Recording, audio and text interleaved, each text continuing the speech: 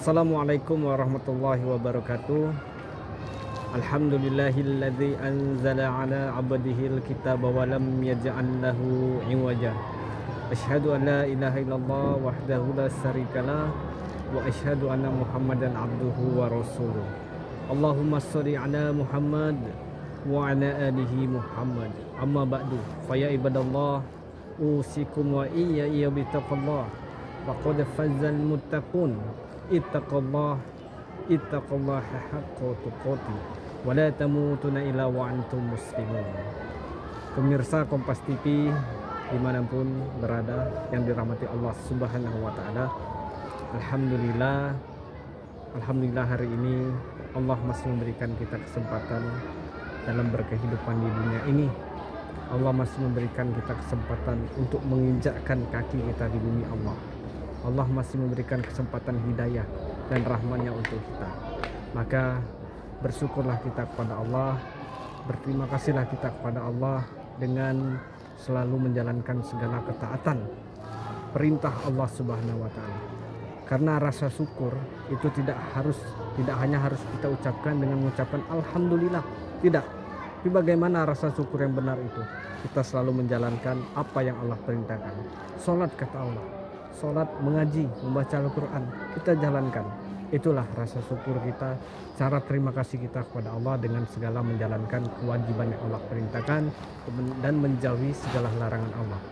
Jika segala ibadah, jika segala ketetapan, jika segala perintah yang Allah berikan, yang Allah perintahkan sudah kita jalankan, maka tidak ada lagi rasa kekhawatiran dalam diri kita. Maka tidak akan ada lagi rasa gundah, rasa galau yang kita jalankan dalam menghadapi segala yang Allah datangkan.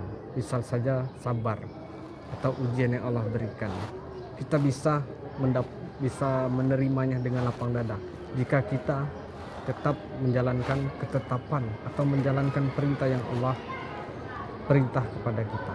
Karena tidak sedikit peristiwa yang tidak mengenakan datang pada kita, atau ujian yang tidak mengenakan datang pada kita. Pasti datang, silih berganti, hari ini, besok, lusa, mungkin kemarin, selalu datang. Ya Allah mengapa, ya Allah mengapa, selalu kita bertanya. Bukan mengeluh, tapi bagaimana cara kita menerima ujian tersebut, bagaimana cara kita menerima cobaan yang Allah berikan.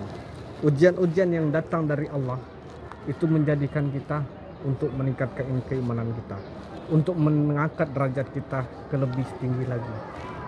Bukan malah ketika ujian kita diberikan oleh Allah, cobaan diberikan oleh Allah, kita mengeluh. Bukan.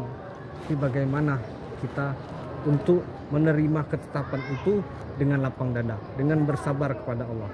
Bagaimana caranya? Wasta'inu bis-sabri was-shalah. Terima ujian itu, terima cobaan itu dengan sabar kata Allah. Lalu tunaikan sholat.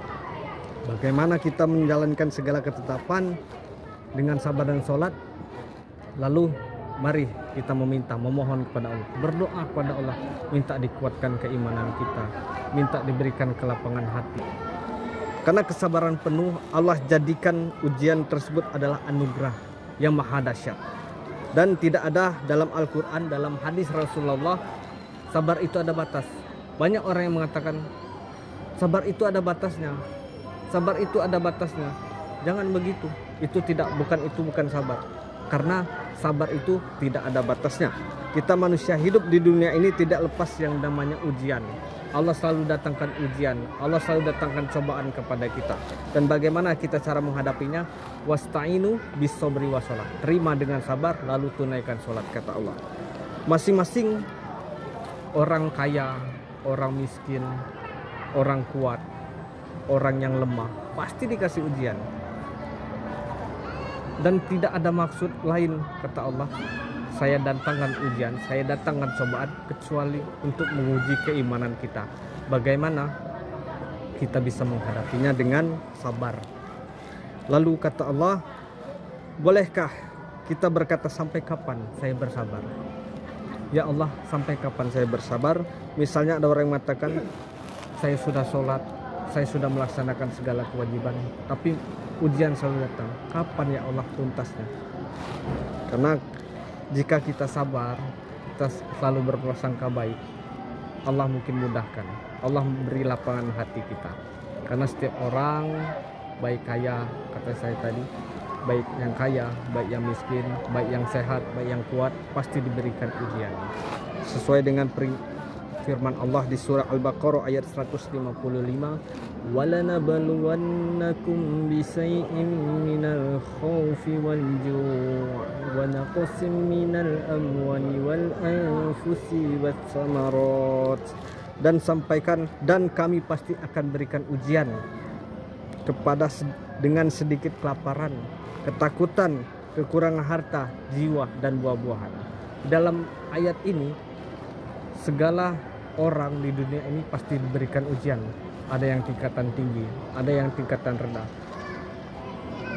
Bagaimana kita menghadapinya? Selalu beribadah kepada Allah, memohon kepada Allah.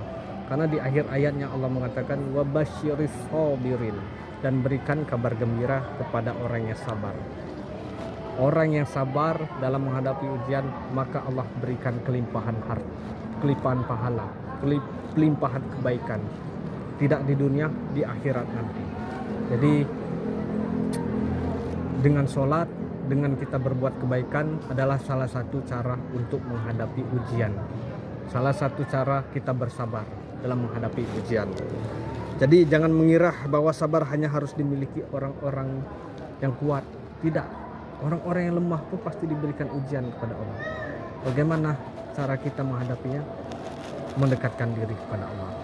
Pemirsa Kompas TV dimanapun berada, semoga kita selalu diberikan hati yang kuat, hati yang ikhlas, jiwa yang lapang dalam menghadapi segala ujian, dalam menghadapi segala cobaan yang Allah berikan, dengan satu cara, yaitu bertawakal kepada Allah dan selalu meningkatkan keimanan kita di hadapan Allah Subhanahu wa taala.